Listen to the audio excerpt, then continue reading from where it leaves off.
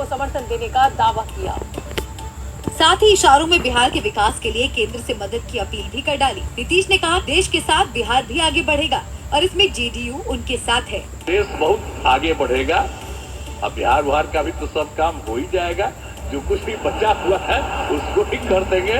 सबसे पुराना इलाका है, तो इसीलिए हम लोग तो पूरे तौर पर हर तरह से जो आप चाहिएगा उस काम के लिए हम लोग लगे रहेंगे। नीतीश इस दौरान इंडिया गठबंधन को घेरने में भी पीछे नहीं रहे। ये सब कोई काम किया है? उन लोगों ने आज तक कोई काम नहीं किया है, देश की कोई सेवा नहीं की। लेकिन आपने इतनी सेवा की है और उसके बाद इस तरह से हुआ है, तब इस बार फिर जो मौका मिला है, तो इस मौका के बाद आगे अब उन लोगों के लिए कोई गुंजाइश नहीं रहेगा, वो सब खत्म हो जाएगा। नीतीश कुमार ने इस मौके पर एनडीए के मजबूत होने का दावा भी किया। एनडीए की बैठक में नरेंद्र मोदी ने गठबंधन धर्म के साथ आगे बढ़ाने पर जोर दिया और उन्होंने साथ मिलकर 2047 के विकसित भारत का रोड मैप भी रखा। लोकसभा चुनाव में एनडीए को 293 सीटें हासिल हुई हैं, जिसमें 240 सीटों के साथ बीजेपी सबसे बड़ी पार्टी है। लिहाजा एनडीए दलों के साथ नरेंद्र मोदी सरकार चलाएंगे। संसदीय दल की बैठक में उन्होंने एनडीए की प्राथमिकताओं पर जोर दिया। ये एनडीए ये सत्ता प्राप्त करने का या सरकार चलाने का कुछ दलों का जमावड़ा नहीं है। ये राष्ट्र प्रथम की मूल भावना से नेशन फर्स्ट के प्रति कमिटेड वैसा ये समूह है। इस मौके पर उन्होंने एनडीए को देश के सपनों और आकांक्षाओं का गठबंधन बताया। एक तरफ एनडीए रखो, दूसरी तरफ भारत के लोगों के सपने और संकल्पों को रखो, तो मैं कहूंगा NDA, new India, develop India, aspirational India. उधर प्रधानमंत्री मोदी के एनडीए संसदीय दल का तीसरी बार नेता चुने जाने पर सियासत भी तेज होती नजर आई। विपक्षी गठबंधन के नेताओं ने न सिर्फ मोदी बल्कि एनडीए पर जमकर निशाना साधा। कांग्रेस ने नरेंद्र मोदी पर निशाना साधते हुए गठबंधन पर ही सवाल खड़े कर दिए। ये 1/3 प्रधानमंत्री नरेंद्र, नायडू और नीतीश 1/3 प्रधानमंत्री हैं। ये जनादेश इनको नहीं मिला है, जनादेश इनके खिलाफ गया। वहीं नेशनल कॉन्फ्रेंस ने भी एनडीए के भविष्य पर सवाल खड़े किए। बनने दीजिए, जब बन जाएगी आप भी देखेंगे, मैं भी देखूंगा। इधर समाजवादी पार्टी ने कहा कि बीजेपी मौका मिलने पर गठबंधन धर्म तोड़ देगी। ये दोनों जानते हैं कि भारतीय जनता पार्टी अपने अस्तित्व के लिए इनके अस्तित्व को समाप्त कर देगी, इसीलिए उनके साथ कोई अलायंस नहीं टिक सकता। तो वहीं एनडीए संसदीय दल का नेता चुने जाने के बाद कार्यवाहक प्रधानमंत्री नरेंद्र मोदी ने संसदीय दल को संबोधित किया और एनडीए को सबसे सफल गठबंधन बताते हुए इंडिया गठबंधन पर तीखा हमला बोला। एनडीए संसदीय दल के संबोधन के दौरान कांग्रेस और इंडिया गठबंधन कार्यवाहक प्रधानमंत्री नरेंद्र मोदी के निशाने पर रहा। उन्होंने ईवीएम को लेकर विपक्षी गठबंधन को जमकर खरी खोटी सुनाई। लगातार ईवीएम को गाली देना, और मुझे तो लगता था कि शायद इस बार वो ईवीएम की अर्थी नीति का जुलूस निकालेंगे, लेकिन 4 जून शाम आते आते उनको ताले लग गए। ईवीएम ने उनको चुप कर दिया। कार्यवाहक पीएम नरेंद्र मोदी के कांग्रेस और इंडिया गठबंधन पर हमले यही नहीं रुके। उन्होंने आईएनडीआईए गठबंधन पर चुनाव के दौरान माहौल खराब करने की साजिश और दुनिया भर में देश को बदनाम करने की कोशिश का आरोप लगाया। कितनी निराशा लेकर के ये लोग मैदान में आए थे कि उन्होंने पूरा हमला उसी इंस्टीट्यूट पर लगा दो ताकि चुनाव के कोई भी परिणाम आए हम दुनिया के सामने भारत को भी बदनाम कर लें। ये षड्यंत्र का हिस्सा था दोस्तों। नरेंद्र मोदी ने आईएनडीआईए गठबंधन को तकनीक विरोधी और एनडीए को आंकड़ों के लिहाज से सबसे सफल गठबंधन बताया। 18वीं लोकसभा के लिए संसद पहुंचने वाले नव निर्वाचित सांसदों में 93% सांसद करोड़ों रुपए के मालिक हैं। और हम आपको बता दें, ये जो करोड़ों के मालिक हैं पिछली बार के मुताबिक 5% ज्यादा हैं। एडीआर की रिपोर्ट के मुताबिक लोकसभा के नवनिर्वाचित 543 सांसदों में से 504 सांसद करोड़पति हैं।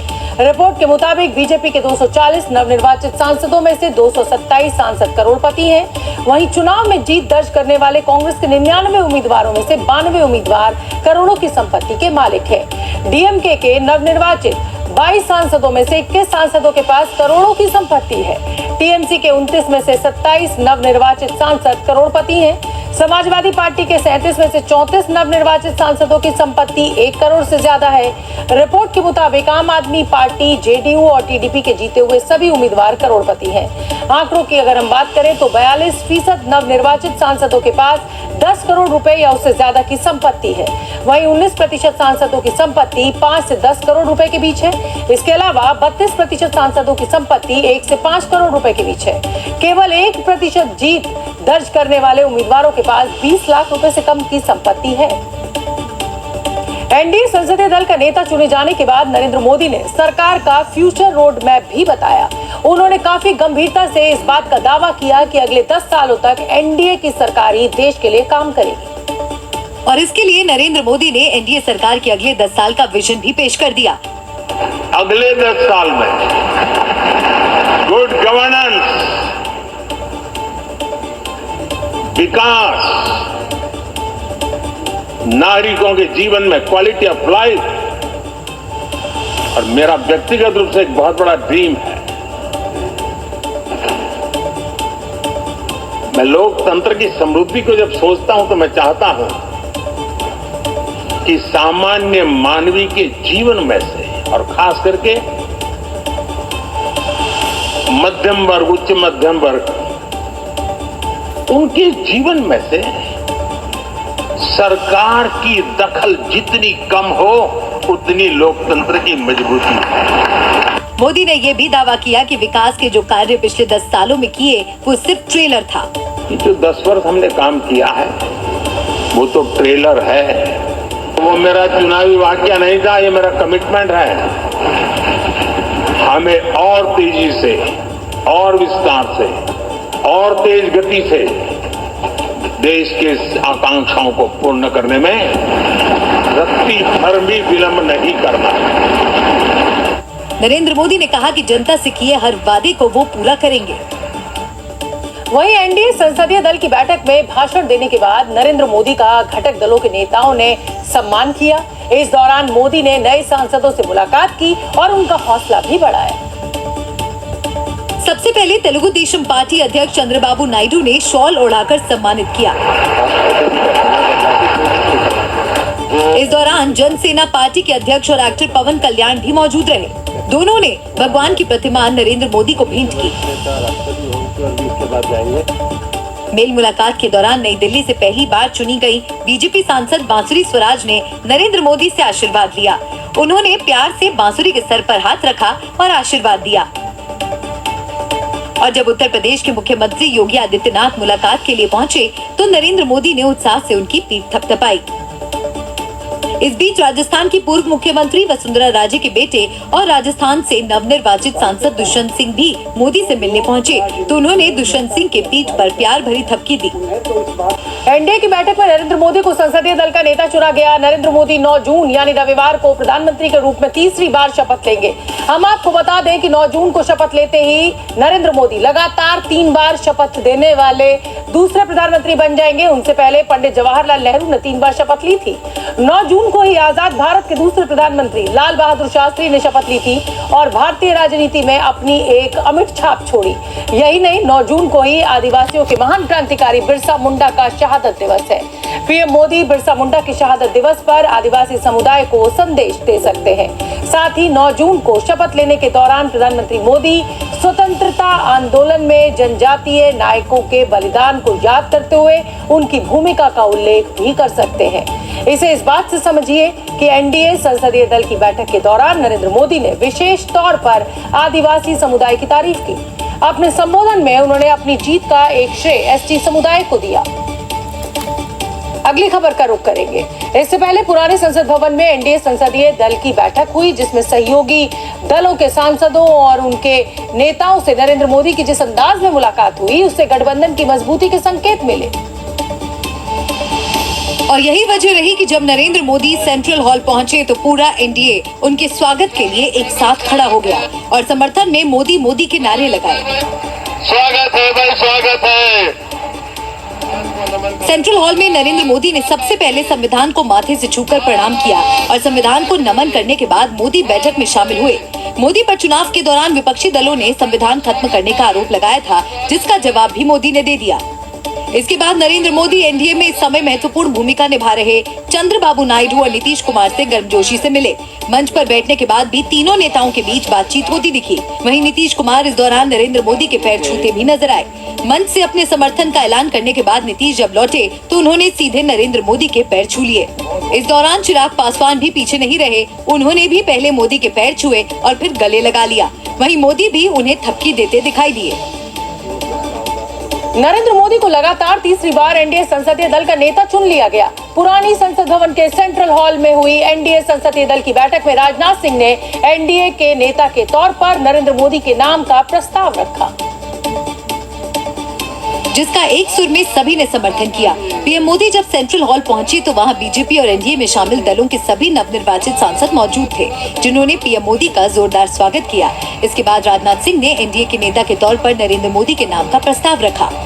भारतीय जनता पार्टी के संसदीय दल के नेता एवं एनडीए के संसदीय दल के नेता व लोकसभा के नेता के रूप में माननीय नरेंद्र मोदी जी के नाम का प्रस्ताव करता हूं।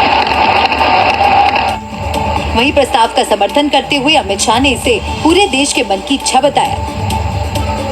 यहाँ बैठे हुए एनडीए के घटक दलों की एक सर्वसम्मत इच्छा भी नहीं। ये प्रस्ताव 140 करोड़ की देश की जनता के मन का प्रतिघोष। नरेंद्र मोदी के समर्थन में जोरदार नारे भी लगाए गए और इस दौरान मोदी भी हाथ जोड़कर सभी का अभिवादन करते दिखे। एनडीए संसदीय दल की बैठक में शामिल दलों के नेताओं ने नरेंद्र मोदी की जमकर तारीफ की। टीडीपी अध्यक्ष चंद्रबाबू नायडू ने दावा किया कि नरेंद्र मोदी के नेतृत्व में भारत विश्व गुरु बनेगा और दुनिया में भारत एक शक्तिशाली देश के तौर पर देखा जाएगा। चंद्रबाबू नायडू ने नरेंद्र मोदी को विकास पुरुष बताते हुए दावा किया कि उनके नेतृत्व में विकसित भारत का सपना भी पूरा होगा। विकसित Bharat vision 2047, we are very confident under his leadership India will become either one or two globally. It is going to happen. Chandrababu Naidu ने पिछले 10 सालों में भारत के विकास का श्रेय नरेंद्र मोदी को देते हुए कहा कि उनकी कड़ी मेहनत से दुनिया में देश का नाम बढ़ा। I am in the politics for the last 4 decades. I have seen so many leaders. I can give entire credit for Narendra Modi ji for making India proud globally. That is his biggest achievement for the country. Chandrababu Naidu ने कहा कि नरेंद्र मोदी के कार्यकाल में देश की अर्थव्यवस्था मजबूत हुई है और भारत एक ग्लोबल पावर बनकर उभरा है। एनडीए में शामिल जेडीयू अध्यक्ष और बिहार के मुख्यमंत्री नीतीश कुमार भी नरेंद्र मोदी की तारीफों के पुल बांधने में पीछे नहीं रहे। नीतीश कुमार ने पूरी तरह से बीजेपी को समर्थन देने का दावा किया। साथ ही इशारों में बिहार के विकास के लिए केंद्र से मदद की अपील भी